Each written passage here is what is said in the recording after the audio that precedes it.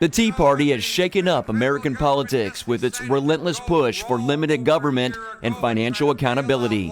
The government is imposing, overreaching, it's like a power grab, and it's got to stop. But they've also been criticized by political liberals. As far as I'm concerned, the Tea Party can go straight to Now Tea Party groups say they're being targeted by the Internal Revenue Service, and they're enlisting the aid of the American Center for Law and Justice.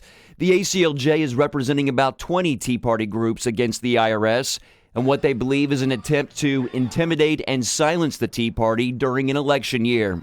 The IRS is sending letters to Democratic and Republican organizations seeking nonprofit status, looking to see if funds are used properly under tax law.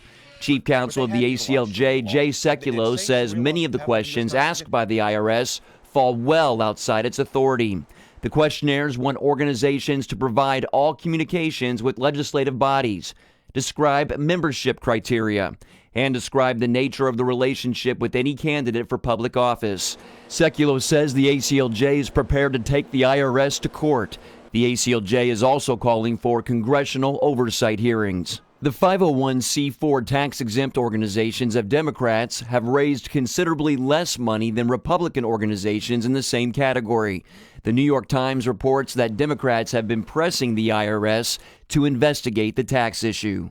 Mark Martin, CBN News.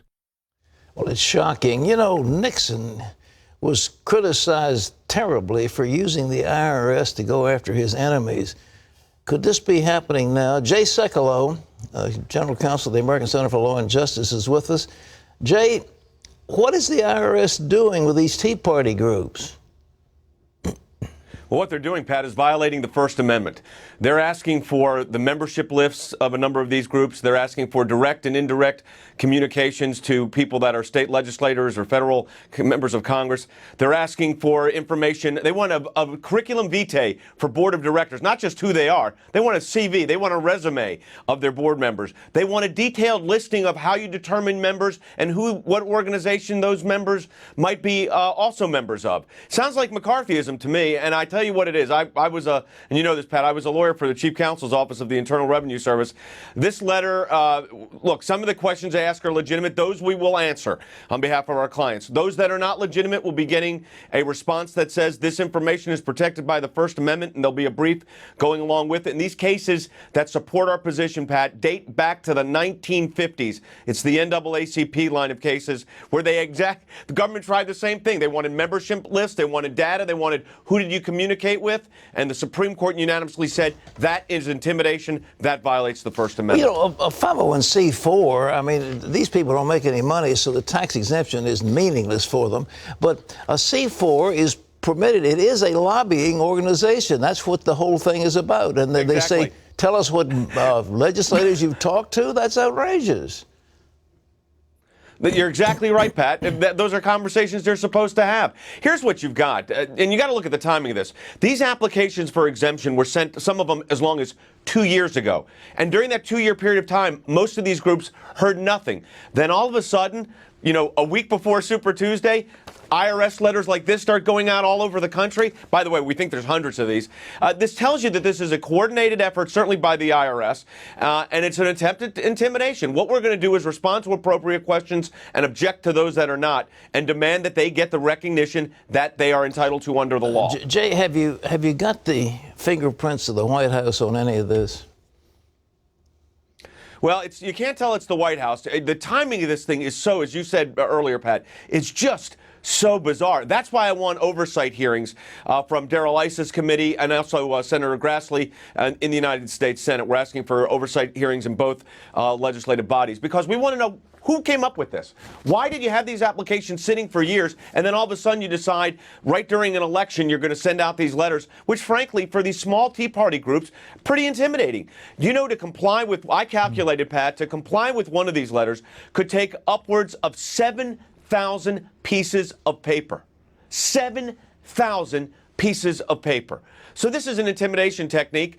What we hope to find out through the House and Senate oversight committees is exactly who's behind this. If Treasury's doing this on their own, it's poor lawyering, lousy tax policy. If the White House is behind it, it's political intimidation, pure and simple. Well, it's shocking, and as you say, a violation of the Constitution. I would hope that the so-called liberal media would get on this. This is a tremendously important story. And, well, Jay, you say ISA is on it. Are there any other congressmen or congresswomen who are on board? Bill Flory, I'll tell you who. Yeah, Bill Flory's from Texas, whose district covers Waco. Waco, Texas, Tea Party got one of these letters, a very extensive one.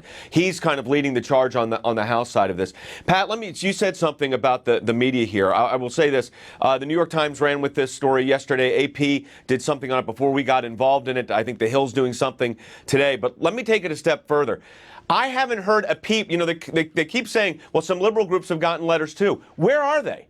I mean, they're not saying anything. Are they going to just let their First Amendment rights go by? Or is the fact that maybe one did get one, but not 500, like the Tea Party? And that's what I'm going to find out during these legislative hearings. I want to ask you again. You said 500? 500 are being targeted? Is that the number? Well, Pat, it could even be higher. Let me tell you what we do know. One agent told one of our clients that she had 50 of these sitting on her desk. That's one agent. So there's thousands of Tea Party groups. We understand 500 or 600 letters could have been sent. And we're getting, by the way, people are contacting us every day at the ACLJ, Tea Party groups for help, and we're glad to do it. It's a very direct response once we get the information, and that is certain questions are legitimate and certain aren't, and the ones that are not, we're going to go fight them over. They'd have to get a summons enforcement in district court to compel disclosure. I'm ready for that challenge. I'd enjoy that one. How do you punish somebody who's done something like this? It's a violation of the Constitution. It's an overreach of their authority. How can you rein them in? Is there something you can do in court to stop it? Yeah, what will happen, Pat, is we'll send our response in, which will raise the First Amendment issues. If, in fact, the government seeks a summons enforcement proceeding, that is, they actually issue a summons saying, no, we want those membership lists. We want to know who you talk to. We will then go into federal court. They may go into federal court seeking an enforcement. We will go into federal court fighting it. Those are the kind of cases, by the way, that end up at the Supreme Court of the United States. That's how the NAACP cases got there. There was a whole string of about 6 of those cases in the 1950s and early 60s. This has got the hallmarks of exactly the same thing. So the way you get to them is you take it and you duke it out in federal court, where they have to explain to a judge why they need the membership lists of private organizations, which is nothing but a bullying and intimidation technique. And that's what we'll be able to not only find out in the hearings and these oversight hearings that we hope to come, but also in federal court if necessary. Jay Sekulow, keep fighting, friend.